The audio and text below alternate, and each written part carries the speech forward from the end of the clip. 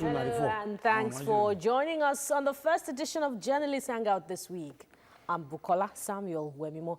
Today on the program, President Buhari condoles with the people of Zamfara over bandits' attack as Boko Haram suffers big setback in Lake Chad area. Oyegu and Oshomole trade words over Edo Assembly crisis. And later on the show, the ACF backs, that's the Arewa Consultative Forum, backs federal government's plan to overhaul AlmaJiri system as presidency calls for caution over the move. Of course, I'll be hanging out with Babajide Kolade Otitoju, Dari Udufowoko, and Wale Adidayo. Journalist Hangout starts now.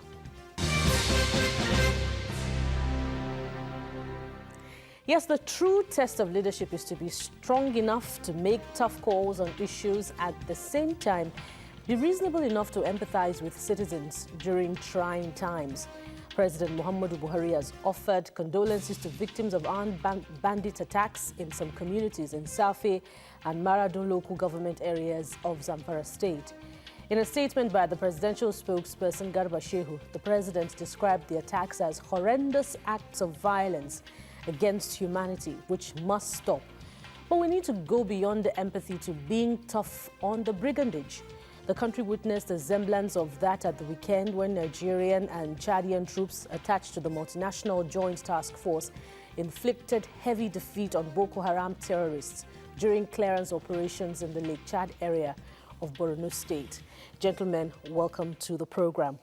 Of course, empathy is not enough. If it were enough, the people of Zamfara will be sleeping with their two eyes closed. And the president's deployment, following his meeting with the Zamfara State Governor, deployment of 2 additional police squadrons was also not enough. Babajide, let's start with that. Yeah, it's going to take a while if we are to defeat the bandits in Zamfara State, because they are very well entrenched and they are well armed. Some of the weapons not in the inventory of the police, they have. They use rocket-propelled grenades. They are very similar to Boko Haram in terms of the kind of weapons that they use for their operations. And because a lot of the communities in that area cannot be easily accessed, roads are terrible. Communication is impossible in some of those communities. Sometimes those attacks take place, it's just 24 hours after that people will get to know. And because of the treacherous terrain, it's difficult most of the time for security forces to get there, get to communities under attack and rescue people. So this is what the terrorists, the bandits have been exploiting. And because they are so entrenched, if you take out their camp at this particular point, they move to somewhere else. And they also have information about troops movement and plans. Because I remember about 2 months ago, an Air Force officer complaining that they went to bomb what was supposed to be a camp of the bandits in Zamfara. And before they got there, those guys had left. Because when they now conducted their battleground assessment, they saw that those guys, that they had not killed anybody.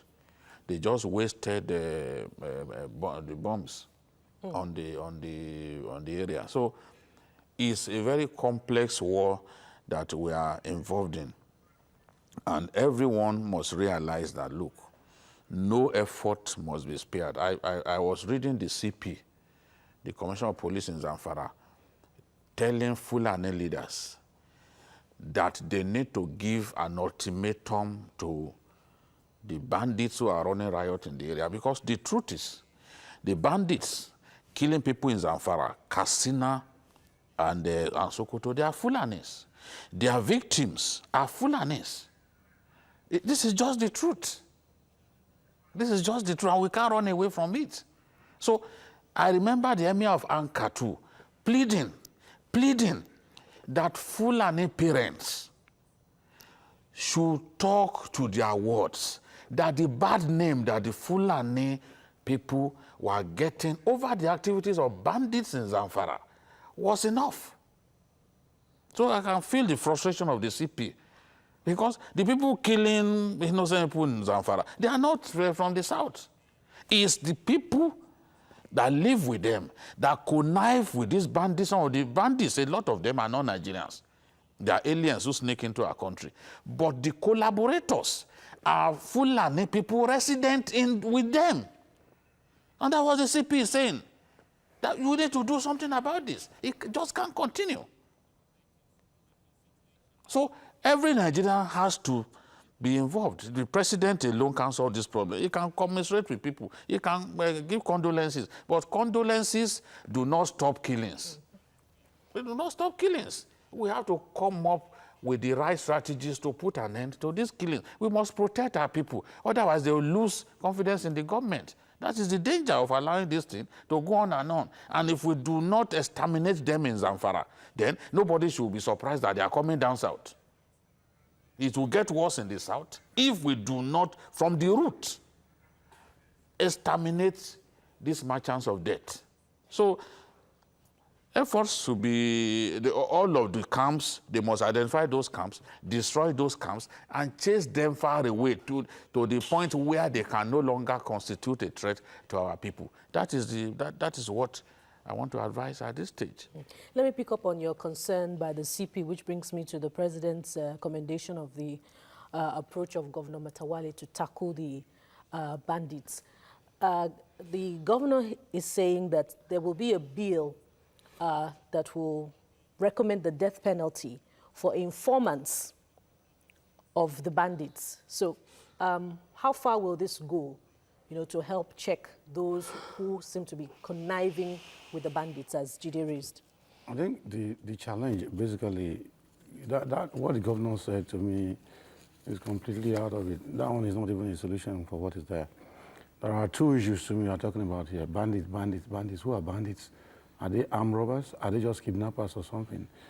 Like he pointed out now, I'm not looking at people they call bandits there, because we media people we fall into that trap, calling them bandits here and there. Because they are not, to me, they are not too different from Boko Haram, because he has just explained now that some of the arms and ammunition in their possession is not different from standard military issue. And since they are from foreign countries, you can assume that that place is at war. We're at war in that place. So we are talking about the governor now coming up with a proposal that you're going to legislate that penalty for local people who are informing on military activities and so on. That means the governor is either uninformed or he doesn't know what he's doing. Because so in the first place, would you rather the governor did? No, already it is on the table, it's there.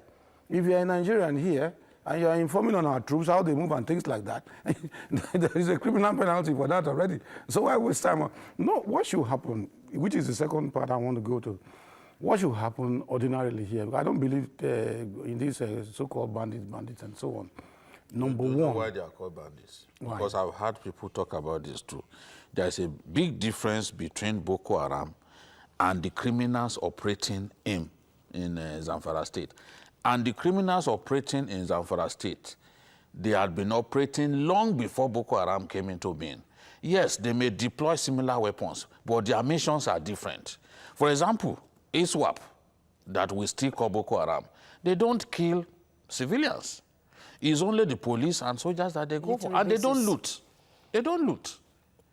So you cannot, they are terrorists, yes. But these ones are not simply terrorists. When they attack your community, they've come to steal.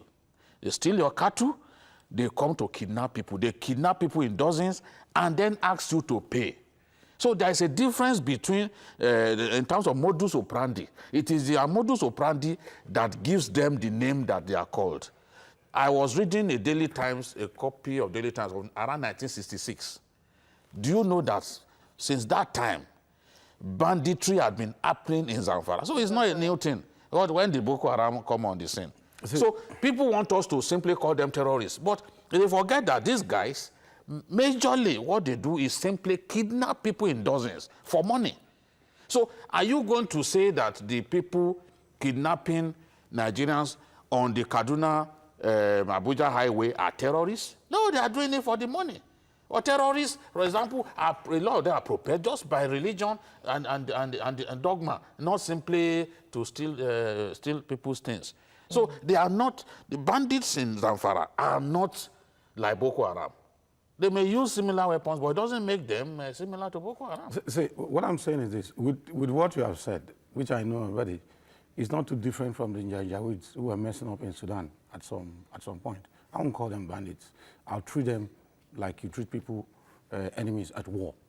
So it's superior war strategy. That's what you should do. Because if you say bandit, the primary people who should go there and flush them out are the police.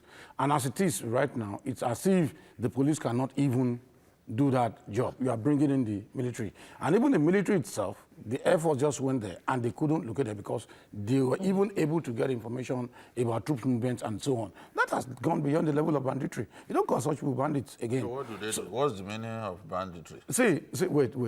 No, just we have to see, my brother, wait. See, we're talking about solution. We're talking about solution argue less here. on the nomenclature and We are look at solution. No, the nomenclature matters in terms of solution. Because by the time you focus on armed robbers, bandits, kidnappers, and so on, and given the level of violence that is going on in that place, given the level of killings and so on, you'll be treating leprosy with medicine meant for ringworm. The thing is to go the whole hog.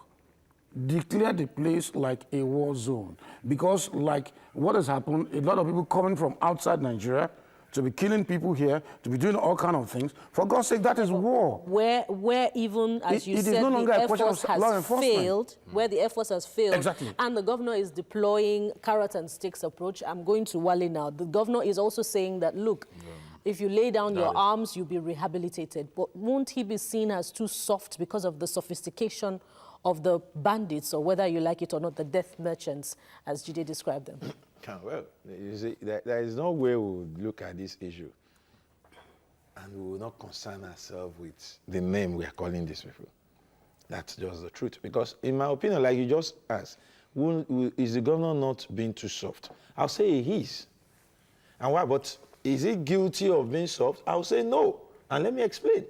The governor, a new governor at that, inherited a problem that had been tagged as banditry. And I don't agree, like Wale said. I don't want to see this as mere banditry. I want to see it as violence being unleashed on a people by criminals who not only operate mere stealing, they kill, they attack communities, they have declared war on the communities in Zamfara. And why would I say the governor is too soft? Saying the death penalty will now be applied to informants because he still sees it as a civil disturbance. Meanwhile, he says that no one should kill the bandits, but the death penalty should be applied on the informants. Don't take laws into your own hand. He still sees, nothing wrong in saying that. He still sees it, because he still sees it as civil disturbance. That's the way I see it. If he, like all of us should, begin to see this as declaration of war on our own people, the government at state level and at national level should equally declare war on these invaders. It is not war. It is not war in the sense. It is not war in the sense. From the statements, you see. No. I'm coming, sir. Let me make this point. No. What I'm saying is, if we continue to, if it is banditry, I read a book as a child. I want to agree with the maestro here that it's been there since eons. God knows when. The Return of Shetima. I read it when I was in primary school. And the book, written by an Hausa man, spoke lengthily about banditry. People who go cattle rustling, banditry. We go and steal cattle. Then they even take people hostage. I read it in a book. I was in primary school. They take people hostage and demand for cattle before those people will be released. I think that is akin to what we are having now, in a way.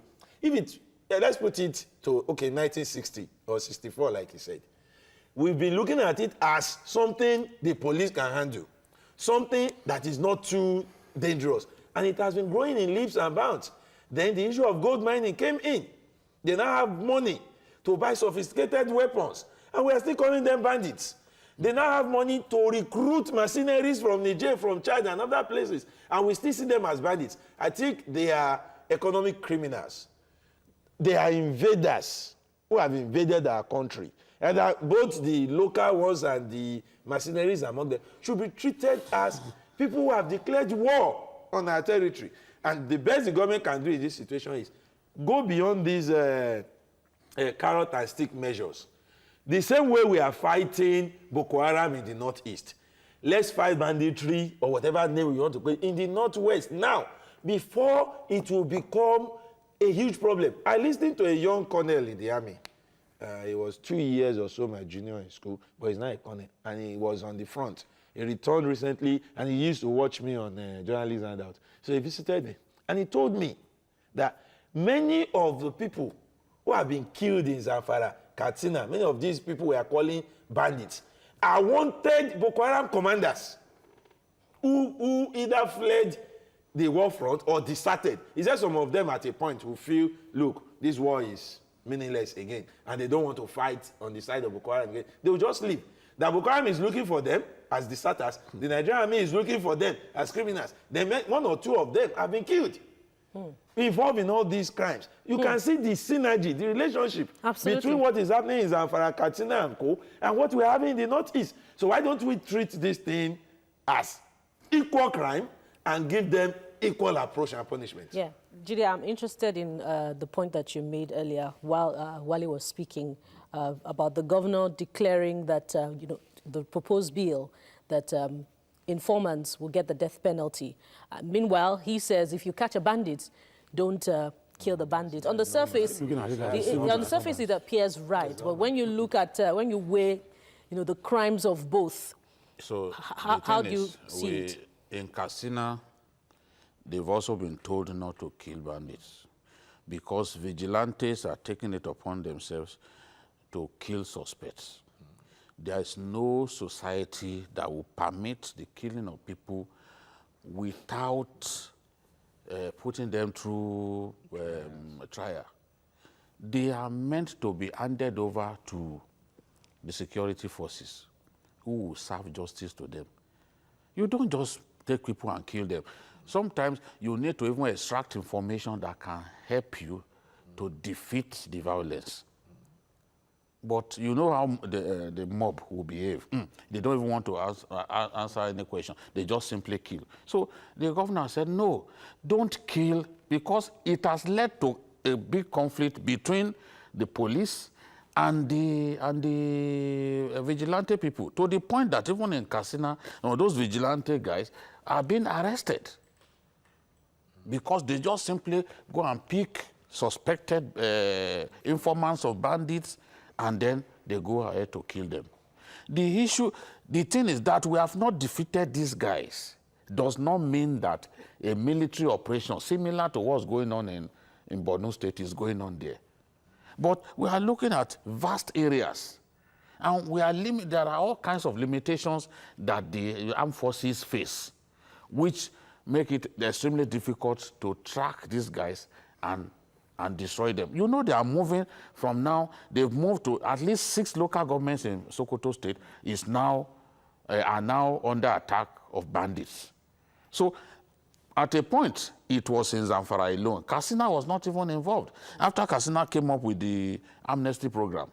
But because Zamfara didn't do an amnesty program, a lot of them moved back into Katsina.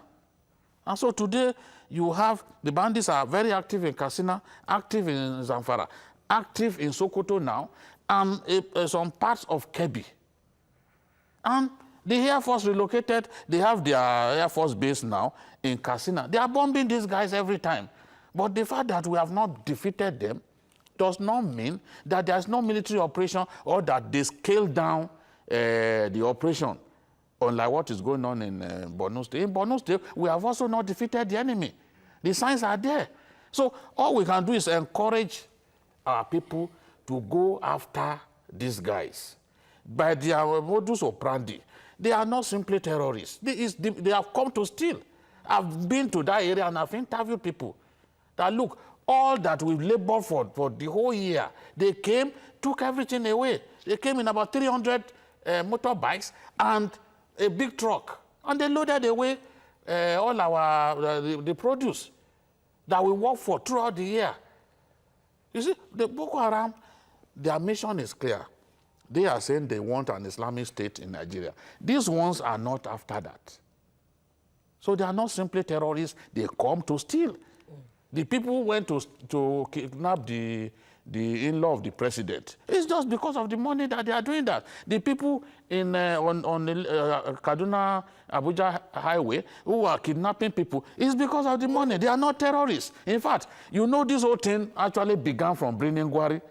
It's from Buhari that they moved to the Kaduna Abuja highway. They are simply doing it for the money. They are criminals. Whether they are is not involved. Whether they are insurgents, whether they are bandits, Boko Haram also kidnaps young women and girls and they get ransom for it. No. Boko Haram does not kidnap for ransom. They don't kidnap individuals for ransom. That's not true. Yeah, when Boko Haram kidnaps women, let me tell you. Girls. No. Chibok girls, different. They did that because they knew they could also get money from Nigeria. But when they kidnap women and children, they use them as farm slaves. During the wet season, they plant and they try to make money to feed themselves from what they plant. I have videos of their farms. So they use these women and children as farm slaves. Some of the women they marry by force. You know, Boko Haram kidnaps, but they do is a big time kidnapping that they do. They can go to Cameroon, for example, and kidnap Chinese construction workers. They've done that in the past. They use it to raise money. So there's a profit somewhere. No, they need money too. They need to. That's a common thread amongst them. ISWAP, for example, ISWAP is well funded by ISIS. And that is the mainstream Boko Haram now. Their own modus operandi, they don't even attack civilians. They don't kidnap civilians anymore. They've changed. So all they're after is focus on the army, attack military bases, steal their weapons. Yeah. That is what they do. Now, gentlemen, the conventional meet aggression with aggression that has been adopted by federal and state governments over the years is apparently not working. It brings me to the popular interpretation in recent times, you know, following the concern over Zamfara, Katsina, and Sokoto, that, you know, the children of this poor, downtrodden, that have not been trained over the years are turning against the children of the elite. So shouldn't government begin to look at non-conventional approaches, you know, the opposite of aggression, for instance, investing in education, you know, so that over the years, this can be sufficiently checked? Dari? I don't think that is what we should do. You see, the issue at hand has gone beyond bringing education to solve the immediate problem. You cannot educate the current bandits. Yes, you can educate children out of school so that they won't be bandits tomorrow. But what do we do with these bandits? These are bandits already terrorizing us. What we need to do is to solve this problem the best way we can, which is they have declared that they are criminals. We must go after them. You see, I want to again link this to the issue of Boko Haram. Going by the explanation the maestro made, that if you look at a group like ISWAP, well-funded, and they don't go into criminalities, they have based their agitation on ideologies. Yes, we agree. But don't also forget that there are splinter groups of Boko Haram now, about 2 or 3 other groups that are not as funded as ISWAP. They also need to keep their war going. I've said this before, and I'm repeating it, and I want our security operatives to look at this angle to this issue. These bandits, these kidnappers, even some armed robbers on Kaduna Abuja Expressway could be working to fund the war in the Northeast. We have seen such things happen in other climes. We have seen it happen in other climes. For example, in Somalia, we have heard of many kidnappers, many sea pirates arrested, and they turn out to be part of those fighting the insurgency. So I will not disassociate these criminalities in these other parts from what is happening in the Northeast. It is, the similarities are too many. The closeness are things we cannot ignore. And the timing, at a time when we are yet to make headway with what is happening in the northeast. This was how Boko Haram started in only one state, Borno. It started spreading. Now look at this, the rate at which this is also spreading. Sokoto, Katsina, now Kebbi. And we are still thinking it is something isolated. I don't think it's isolated. We should simply just give it the treatment we are giving the Northeast, and then we will not allow things to... Whether it is they are giving it the Boko Haram yeah, that's what they should just do. Or the bandits, there is a disillusionment somewhere. That is just it. In your own perspective now, Adidayo, what do you use to match that disillusionment? Besides among who? The aggression, the bandits, the insurgents, those who are causing the mayhem. I don't think there's any disillusionment there. I don't believe that. To me, I also want to talk about the solution. Because he mentioned the other time that in Katsina, for instance, that some vigilantes were arrested because we were doing what we call jungle justice. In situations like this, without carrying the local populace along, at the end of the day, the thing will persist. Even if you are going to solve it, it's going to cost so many lives. And I'll go back to that of Borno. Before the JTF, the civilian JTF was centralized, which to me was a mistake too. They were very effective at some point. Each area, each town, each locality should have its own people attached to the police, attached to the army. They don't go beyond their territory. You don't bring somebody from Ikeja, take that person to Lagos Island in the name of Vigilante. Get the people involved in policing and securing their environment, but the government should provide the enablement. The police should do their job, the military, the Air Force, whatever, but the people of that locality, through their traditional rulers, their hunters and so on. Because there's no way foreigners will come, or let me use the word strangers, don't let me use the word foreigner now, but you are saying foreigner, that means people outside Nigeria. I mean, those who are even coming to attack, let's say they are even from that area, they are Nigerian Fulanis, not from outside. If you are from here and you see strange faces, there's no way you won't raise alarm immediately. Even if there's no means of communicating with the state capital or calling those from far away, those local people will have engaged them first while waiting for backup from outside. There is need to engage local hands, not just at their own rudimentary level, but also empower them, train them. There was this security summit organized by DON, the Development Agenda for Western Nigeria, in 2014. This man was a Colonel Togun. I was going through his papers again yesterday because he gave instances of what they did in some parts of Oyo State in those days, in conjunction with the local people there. Once you do that with local people, a lot of things will go down. It will become easier for those coming from Abuja, especially the military, police, and so on, to do what they need to do. Because the locals, they know their area better than any other person. They know those who want to come and cause trouble. End of story. All right, we'll look at that as well and relate it to what's happening in Lake Chad, where the multinational joint task force, in an exchange of firepower, killed 42 insurgents. That will be after the break. Stay with us. We'll be right back. Thank you for staying with us. You're still on to the Monday edition of Journalists Hangout on TVC. We're moving on now. When two elephants tango, not only the grass suffers the impact, but the land on which they tread also trembles. The personality clash between the national chairman of the All Progressives Congress, Adams Oshiomhole, and his predecessor, John Odigio-Yegun, on the one hand, and that between the APC helmsman and Governor Godwin Obaseki on the other, is reverberating on the polity in the home state of the three gladiators. A fallout of this is the crisis rocking the Edo State House of Assembly, where 9 out of the 24 lawmakers elected the principal officers. But no one is taking the buck for the crisis, with Odigio-Yegun blaming it on godfatherism fueled by Oshiomhole. Gentlemen, Edo State, it appears, is returning to the days of instability in the State House of Assembly, reminiscent with the former PDP. AlmaJiri. No, instability was also commonplace. When Oshiomhole was governor, at least they had 4 different speakers. And at a point, the House of Assembly was even set ablaze, just so that it doesn't look that only the PDP is capable of aberrant behavior. Let me quote what Odigio-Yegun said. And if in the fullness of time, APC fails to win in Edo State, people will know where and when the problem started. Because politicians don't learn their lessons. Politicians are incorrigible, they are so stubborn or so set in their ways. They don't learn their lessons.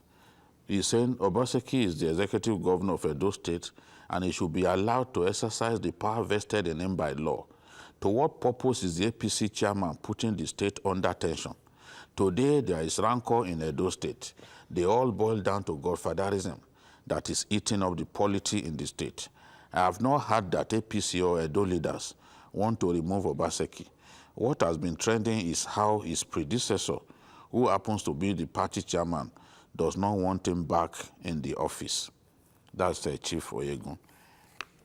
If you look back at what happened during the so-called inauguration, without being an Oshomole supporter, you cannot justify the inauguration of just 9 out of 24 members of the House of Assembly. And if the governor of Edo State simply allowed that aberration to happen so that he can be sure that his own trusted person will become the speaker of the state, then I'm really, really ashamed. It was many years back we had this kind of things happening. People, state governors being impeached by as few as 7 lawmakers. State governors being impeached outside of their states. But we are seeing what happened in Edo State. It makes no sense to do the inauguration at midnight to the exclusion of majority of the members of the House. And we are hearing some people trying to justify what has happened. This is Nigeria. People can justify anything. But there's no way you can validly justify the inauguration of 9 individuals and say that a quorum had been formed. So if the APC at the national level condemns what has happened, I don't think there's anything wrong about it, because the same APC condemned what happened in Bauchi. So it will have been strange if Oshomole and the leadership of the APC didn't see anything wrong about the nonsense that happened in Edo State. I mean, this is the truth. Chief Oyegun can say what he likes. Of course, we don't expect him to be praising Oshomole because Oshomole came to supplant him. But the truth is, Oshomole had his own candidate amongst the members elect. The governor too had his own preferred person. So now the governor has snookered everybody by ensuring that the so-called proclamation happened at midnight to the exclusion of those that they felt would not vote along their own line. So this is the situation. And that election of speaker in Edo State should not stand. It stands as a mortal shame for the APC that kind of thing can happen. And the governor should not be seen to be supporting this. Of course, we heard that immediately after the election, they went to the governor's personal residence, which means that the aberrant behavior of that day had the stamp of the governor. So I'm in support of what the APC spokesman said, that this kind of behavior cannot be tolerated. Now Oyegun is blaming everything on Oshomole and linking it to Oshomole's so-called disinterest in having Obaseki get a second term. What one must say at this point, because when we were warning them that they would lose in Adamawa and Bauchi and even Benue, some of them simply saw us as doomsday prophets. But it came to pass because it begins in this manner. And if you are unable to address the problems and solve it amicably, then you should expect that you are not going to be able to win. Already in that state, PDP is strong. Because PDP won the presidential election in that state and had won it in previous years. So a situation in which you have, the APC won the last election just narrowly. you know. So if you now want to destroy yourselves, then you keep fighting, as we are seeing. So I believe that the leaders of the party should be able to call Oshiomhole and the governor, bring them together and find a way to solve this problem, because the APC are just, the PDP, they are just calm like an Ekiti bat. Waiting, they are just waiting calm. for the election. Yes, waiting for the election and honing their own strategies of how to replace the APC in the state. Look at the standings now. You see how much ground the APC had lost in terms of who is in control of which state.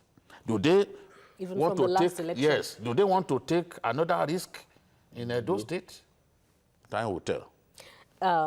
Wale, it's curious how things have degenerated between former allies. You know, one can't forget too soon how former Governor Oshiomhole danced, you know, when Governor Obaseki won the election at the time, and see how things have fallen apart now. He rejected his deputy for him. Obaseki. So, what are your thoughts on this? No, some things happen, and I think it's not just in Edo State alone. And without the support of somebody like Oyegu, and maybe probably one or two other people, I doubt if the governor will have done that. There's no doubt there are some other people outside of Oyegu who are backing the governor, because basically, if you are a political leader in a state and the governor is your boy, the House of Assembly must be in your pocket. That's the truth. Once you are not able to control the House of Assembly, forget it. If your leader, that's your political godfather, says jump into the fire, you must jump. Jump into the water, you must jump at the same time. So the thing is, only the House of Assembly that can control such a person through that leader, which I think the governor Obaseki is trying to do now. But the reality is that he's going about it the wrong way, because what he has done is clearly illegal. No matter what they do, even if they are unable to resolve between himself and Oshiomhole, those 9 can never validly make any law for Edo State. For instance, financial institutions and other dealing with the government through whatever they pass, because you want to take a loan, you want to do certain things, the House of Assembly has to okay it. You understand now? It will be illegal. That's just it. You only need one person to go to court to knock everything out. And once that happens, if the thing should get out of hand, once that happens, I think he might just be kicked out within the next 6 months if he's not careful. So like he rightly said, it is better to resolve their differences in-house, so that a son can go back to the father and say, I don't know, Tuale, I apologize. There are 3 titans involved. John Odige Oyegun was a former chairman of the party, former governor of the state. Oshiomhole is the national chairman of the party, and we're also looking at Obaseki. Who amongst elders of the All Progressives Congress can come in and stem this brewing crisis before the PDP, as Jide said, will take advantage? Well, the leadership of the party at the national level is already a party in this issue. So I think it is. And who is at the head of that leadership? I'm coming in there. Buhari. The party has a national leader in person of Asiwaju Bola Ahmed Tinubu. This is time for him to speak. The party has a national leader in person of the president himself, President Muhammadu Buhari. This is time for him to step in, the leader of the party. You see, and also, those are the people who should step in now. And Baba, former governor of Osun State, Bisi Akande, has proven over time that he has a way of mending such terribly leaking fences. Maybe we need him. They need him now. But beyond those are the people who should step in. I want to talk about those who shouldn't step in now. And I want to beg APC to look in the direction of Oshiomhole haters at this crucial time. They should not allow Oshiomhole haters to intervene in this crisis, because I may not like everything about Oshiomhole. At one time or the other, I've complained about, especially his approach in always talking before issues are put in the right perspective. He talks, in my opinion, He's too quick to talk. Yoruba maxim that says, control yourself in speaking, express yourself better in listening, does not apply to Oshiomhole. I don't know how, but his first reaction to everything is to talk, and I think that is not good. That is something I don't like about him, and it makes me really not to like him up to almost 60-70%. But in this current issue, you can't fault him. Why? Why do you say so? Because it is a matter of legality. If the governor, last week at a function, the governor said, due to his rising popularity and his performance, Edo State was able to record 24-24. He was talking about this same House of Assembly, that it was his popularity and performance that made them win 24-24. If that is true, he should be able to control all of them. No, but then, Dari, so if all of them are from the same party, yet they could not resolve among themselves who should be their leader. Now he has only 9. He could only summon 9 to his national inauguration. It shows that he is the one who should seek peace. Like Adedayo said, he is the one who should seek peace. He should go to his party. It simply shows that the national chairman of the party controls the assembly. Yes, even if they allow this shenanigan to stand, all these people need to do is to go to that same floor of the house and impeach that speaker. But then let me come in there. If you believe that Chairman Oshiomhole is on the right here, yes.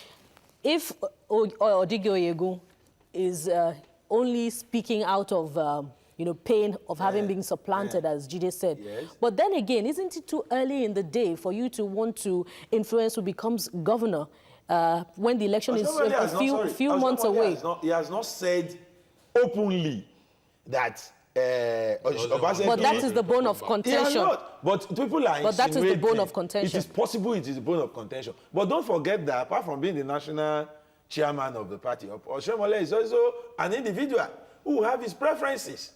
What he must not do is to undemocratically foist his preference on the state.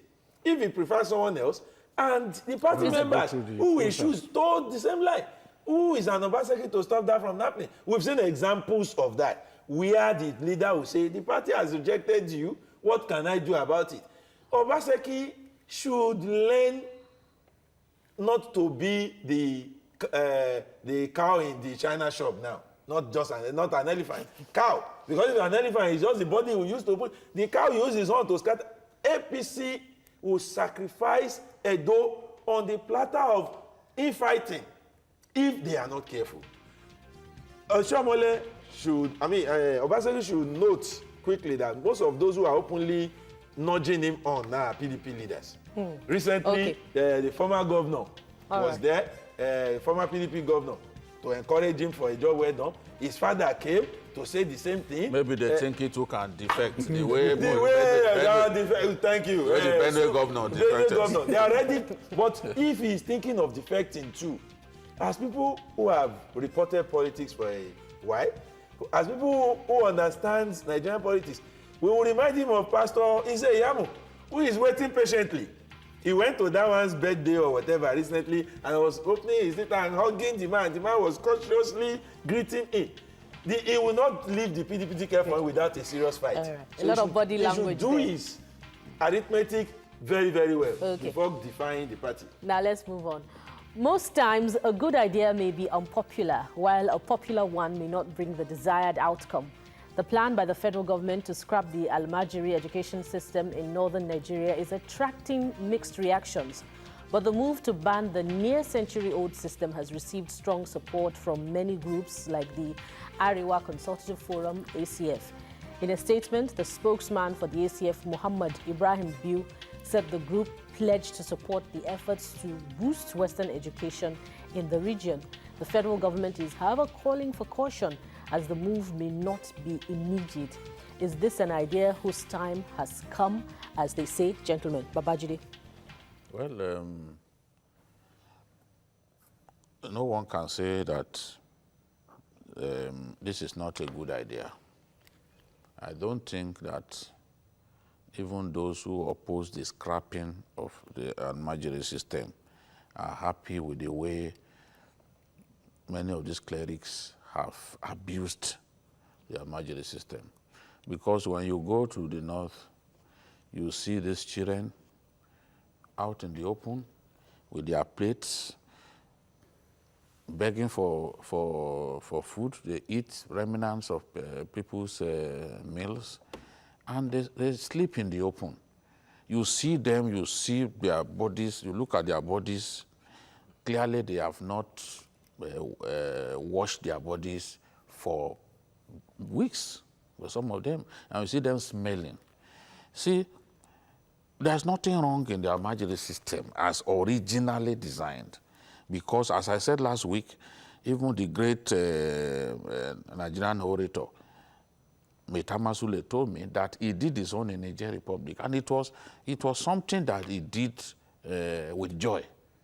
But today, those children, I can tell you that 60% of them do not even return home. Clearly, they've even lost the way home. So no one, how come the elites are not putting their own children in those madrasas, those schools where AlmaJiris are treated the way they are treated? Because they know it's just not right. And moves have been made in the past to at least give these children some comfort. I know that even before Goodluck Jonathan came up with the AlmaJiri schools, the former Vice President, Namadina Sambo, built a school in Zaria where those children were supposed to be taken care of. No one is saying, no, scrap, you must scrap. But we are concerned about the welfare of those children. We should be able to take better care of those children. No one is obsessed with Western education. You know, because in the North, yes, people have acquired education over the years, but not simply for formal Western education. But you must not treat these children the way they are being treated. It's just not right. It's ungodly. And that, I believe that that was what, and the fact that in previous violent combustions that we've had in the North, that the AlmaJiris were used as foot soldiers. That was what prompted the NSA to say, look, we can't have a situation in which people will be left to roam the streets and then there will be the devil's workshop, in inverted commas.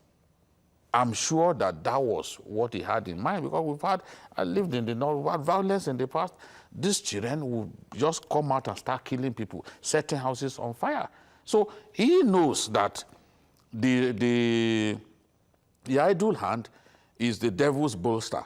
That's why he said we must do something about those children roaming the street, that every child must have access to formal education. Now, this is something that is realizable. Every governor, especially in northern Nigeria, where education is really, the people are backward in terms of education. Every governor should be able to give formal education to the children, and it should be free.